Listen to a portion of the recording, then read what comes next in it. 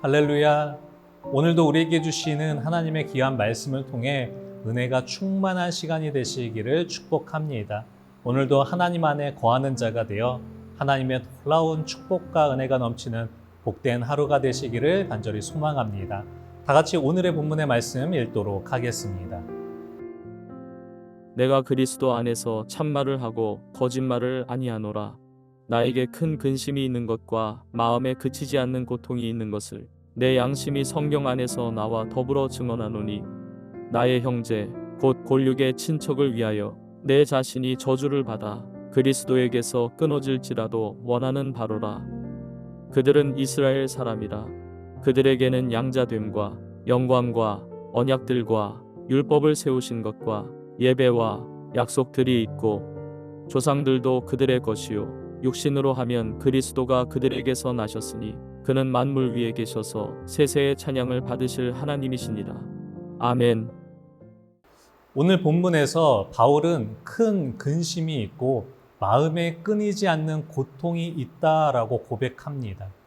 이 바울은 복음을 전하는 사도로 부름받아 이방인들에게 복음을 전하였습니다.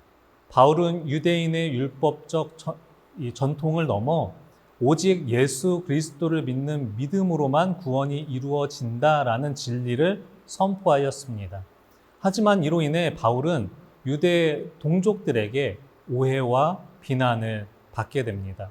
유대인들은 율법을 무시하고 자신의 민족을 저버렸으며 이방인에게 복음을 전하는 배신자로 여겨졌습니다.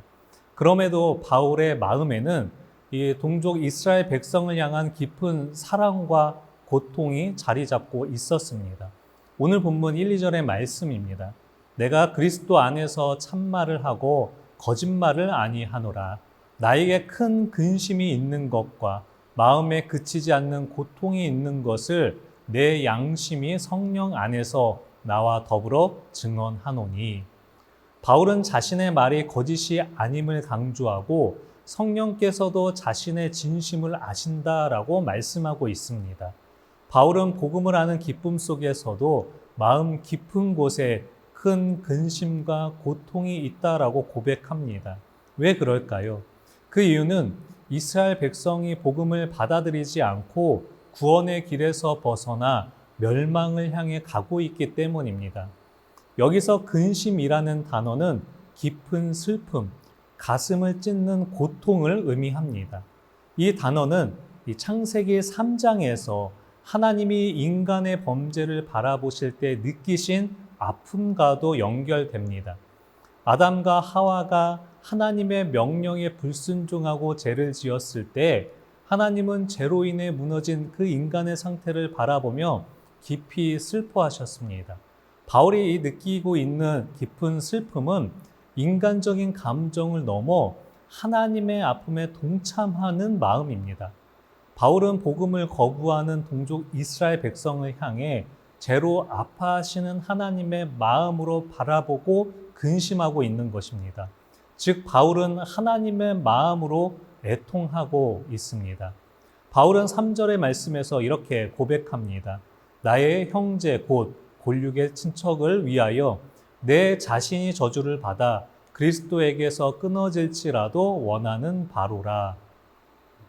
바울은 자신이 그리스도에게서 끊어지는 한이 있더라도 이스라엘 백성이 구원받기를 원한다라고 고백하고 있습니다. 사랑하는 성도 여러분, 이것이 복음의 은혜를 경험한 자의 마음입니다. 바울은 복음의 빚진 자로 살았습니다. 복음을 전하는 것은 선택이 아닌 은혜를 받은 자가 해야 되는 분명한 사명인 것을 알았습니다. 이 복음을 경험한 자는 나 혼자 구원받아 기뻐하는 것으로 끝나는 것이 아닙니다. 복음의 능력을 경험한 자는 아직 복음을 모르는 자들 향한 눈과 마음으로 바라보아야 합니다.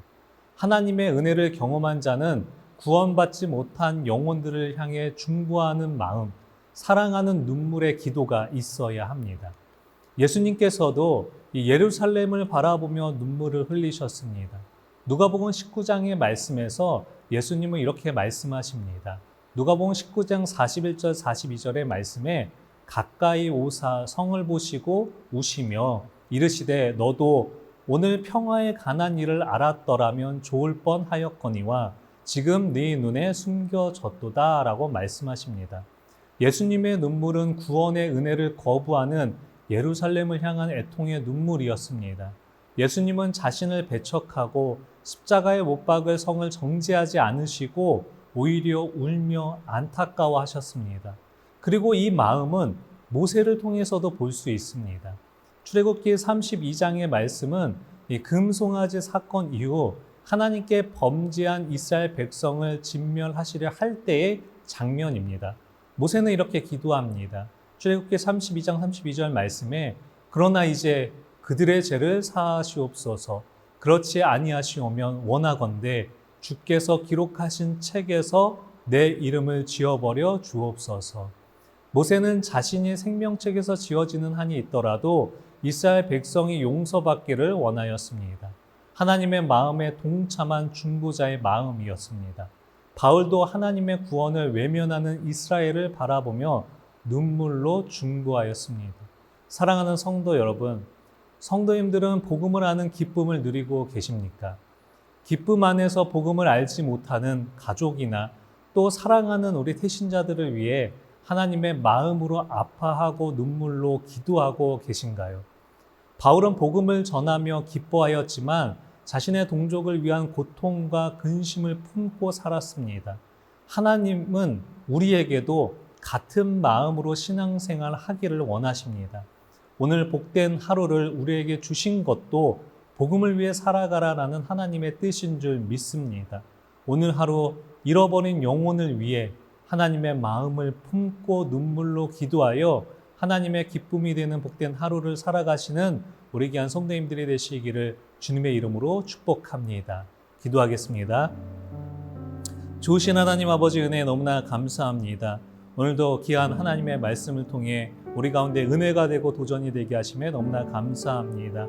바울이 자신의 동족 이스라엘 백성들을 바라보며 안타까워하고 애통한 그 눈물을 흘렸던 것처럼 우리도 하나님의 은혜를 받은 자로서 우리 주변의 이웃들 가운데 복음을 알지 못하는 자들 가운데 눈과 마음 가운데 그 영혼들을 바라보게 하여 주셔서 우리가 그들을 위해서 기도하고 전도하며 나아가는 은혜의 시간 되게 하여 주시옵소서. 우리 주님께서 바라보셨던 그 영혼들 우리도 동일한 마음으로 바라보게 하여 주셔서 그 한 영혼 한 영혼들이 주님께로 돌아오는 은혜의 시간 될 수 있도록 주님 함께하여 주시옵소서. 주님 감사합니다. 이 모든 말씀 우리 주 예수 그리스도의 이름으로 감사히 기도드리옵나이다. 아멘.